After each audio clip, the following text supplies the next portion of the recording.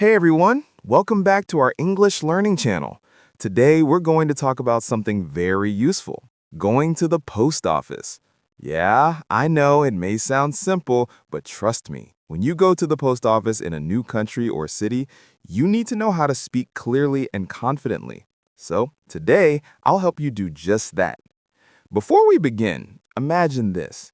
You just moved to a new apartment in New York City. You want to send a small gift to your friend in California. But you realize you've never been to a post office in the US before. You think, oh, what do I say? How do I ask for help? Don't worry, that's exactly what we're going to learn today. All right, let's begin our story. It's a bright morning. You walk down the street with a small package in your hand. The city's busy. Cars are passing. People are walking fast.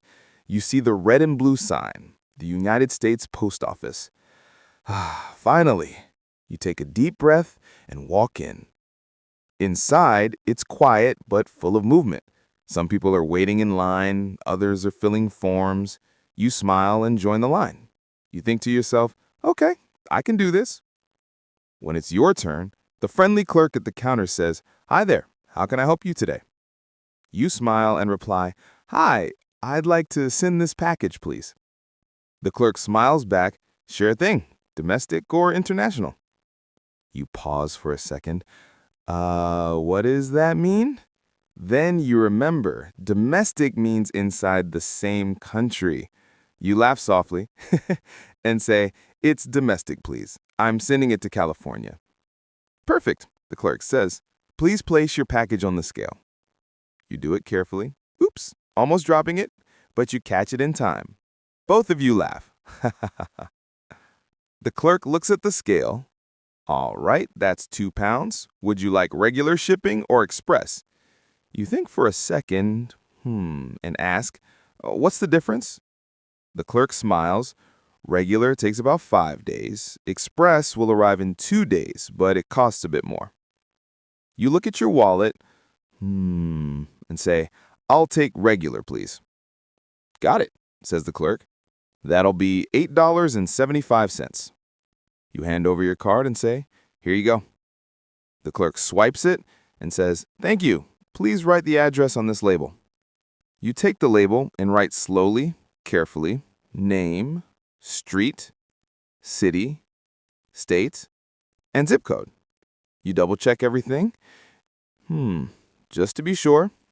Then you hand it back and say, "Is that okay?" The clerk looks and nods. "Perfect. Your package will be on its way today." "Wow, that was easy," you say with a smile. The clerk laughs. "See, nothing to worry about." You laugh too, feeling proud.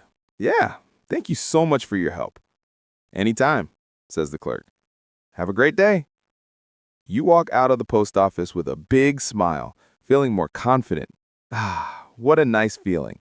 You just mailed your first package all by yourself in English.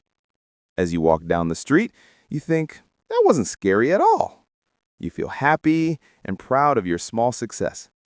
Then you say to yourself, next time, I'll even buy stamps and send postcards too. So now that you've successfully sent your package, let's talk about the words and phrases you just used, because these are super helpful when you visit a post office in the US. First, let's practice together, slowly. Repeat after me. Hi, I'd like to send a package, please. Nice and easy, right? Say it again, but this time with confidence. Hi, I'd like to send a package, please.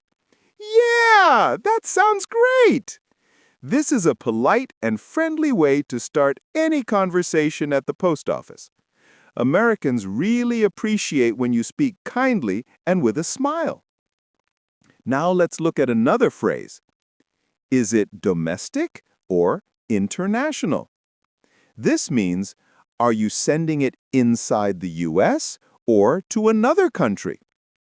If it's inside the US, you can say, it's domestic, please. If it's outside, like sending to Canada or the UK, say, it's international. Simple, right? Now, here's another useful one. Would you like regular shipping or express? Regular means slower but cheaper. Express means faster but more expensive. You can answer like this. I'll take regular, please.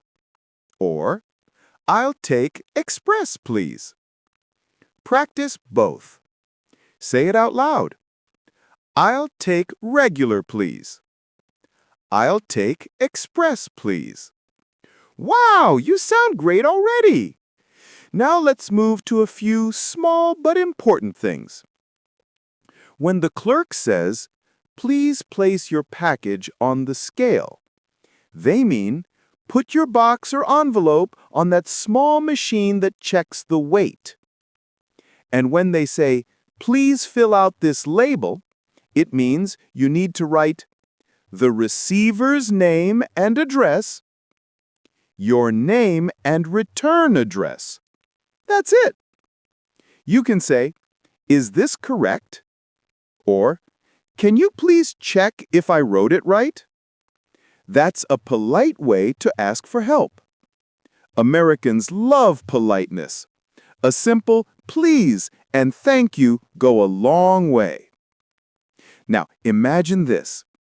After mailing your package, you realize you also need to buy some stamps. You walk back to the counter and say, "Hi again. I'd like to buy some stamps, please." The clerk smiles and says, "Sure. How many do you need?" You think, and reply, 10 stamps, please. Then you ask, do you have any special designs? Sometimes in the US, stamps have pictures of famous people, places, or even cute animals. The clerk might say, yes, we have holiday stamps, flowers, or flags. You laugh softly and say, I'll take the flowers, please. They look beautiful. You pay and say, thank you so much. Have a great day. And the clerk replies, you too. You walk out of the post office again, smiling. Such a good day. You feel proud because now you can speak English with confidence. Let's review together before we finish. Repeat after me slowly. Hi, I'd like to send a package, please. Is it domestic or international? I'll take regular, please. Please place your package on the scale.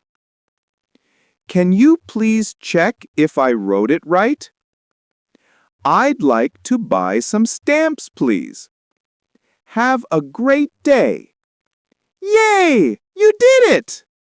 Wow! See how easy and fun learning English can be when you imagine real-life situations? You don't need to memorize hard grammar. Just speak simple, clear sentences and practice them every day. So next time you go to the post office, remember this story. Smile, speak slowly, and enjoy the moment. Because every small word you say with confidence is one big step in your English journey. That's all for today, my friends. If you enjoyed this lesson, give it a like, subscribe, and share it with someone who wants to learn English too. Keep practicing, keep smiling, and I'll see you in the next video.